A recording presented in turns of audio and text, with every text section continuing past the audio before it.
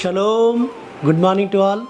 ఎలోహిమని యెహోవా తన సన్నిధి కాంతి చేత మిమ్మల్ని సమృద్ధి అయిన ఆశీర్వాదాలతో నింపునుగాక. ఆయన సమాధానం మీకు అనుగ్రహించి ఆయన మిమ్మల్ని బలపరచునుగాక. ఆయన సన్నిధి కాంతి ఉదయింపజేసి మీకు నెమ్మదిని, శాంతిని, సమాధానం ఆయన అనుగ్రహించునుగాక. ప్రియులారా, ఆయన యొక్క ఆశీర్వాదములతో మనం నింపబడితే, ఆయన దేవులతో నింపబడితే మనం క్షేమం పొందుకుంటాం, ఆరోగ్యం పొందుకుంటాం, మనం ఆశీర్వదింపబడతాం, మనం ఐశ్వర్యం పొందుకుంటాం, ఈ లోకంలో మనం క్షేమం పొందుకుంటాం, మనము ఆ ఆరోగ్యంతో ఉంటాం సుమా.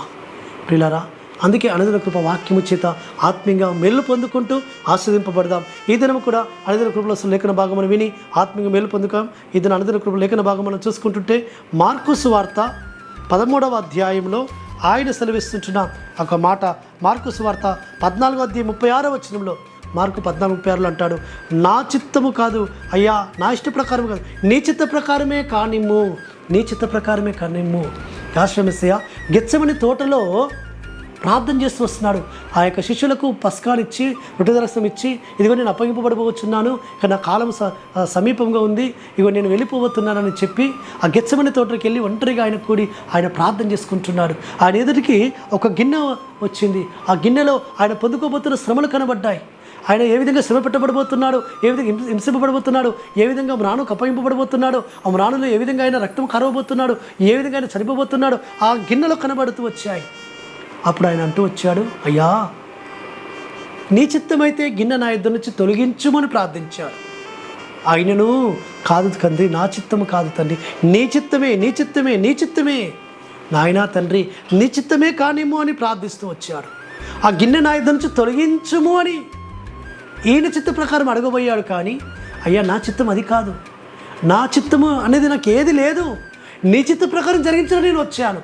నువ్వు భూమి మీదకి ఎందు నిమిత్తం పంపించావో నీ పని నేను జరిగించడానికి వచ్చాను, కాబట్టి నీ పని నేను జరిగించడానికి నేను ఉన్నాను, కాబట్టి అయ్యా నీ చిత్తమే కానిమ్ము అని ప్రార్థన చేస్తూ వచ్చాడు. ఈ వచనంలో నీ చిత్త ప్రకారమే కానిమ్ము. మన జీవితాలలో కూడా ఎప్పుడైనా ఆయన చిత్తానికి మనం అప్పగించుకోవాలి.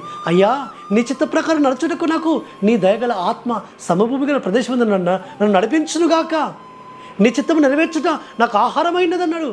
ఆ విధంగా భక్తుడు. కాబట్టి ఆయన చిత్త ప్రకారం మనం నడిస్తే మనం క్షేమం పొందుకుంటాం, మనం మేలు పొందుకుంటాం, మన ద్వారా ఆయన గణపరచబడతారు, మన ద్వారా అనేకులు ఆత్మీయంగా వాళ్ళు ఆస్వాదింపబడతారు సుమా.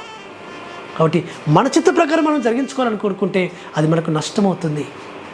పరమతను మహిమపరచబడు. మన జీవితాల్లో ఆయన చిత్తం నెరవేర్చాలని మనం ఆయనకు అప్పగిస్తుంటే ఆయన ఎంతో గొప్ప మేలు పొందుకుంటాడు. అట్టి విధంగా పరమతని మనకు సహాయం చేయను గాక. మనం ప్రార్థన చేసుకుందాం. పరలోకమందున్న మా తండ్రి, సర్వోన్నత జీవాధిపతి, మీ చిత్త ప్రకారం కానిమ్మని మీరు ఈ లోకంలో ఉన్నప్పుడు ఏ విధంగా జరిగించారో మేము కూడా అట్టి ప్రార్థన చేసి మీ చిత్త ప్రకారం జరిగించడానికి మేము సమస్తను అప్పగించుకోవడానికి సహాయం చేయమని ప్రార్థిస్తూ మారుషకుడు, విమోచకుడు, నజరేయుడైన యెహోవామి సతి పరిశుద్ధమైన నామమున స్తుతించి ప్రార్థించి వేడుకుంటున్నాము తండ్రి.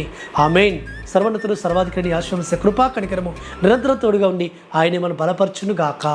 ఆమేన్.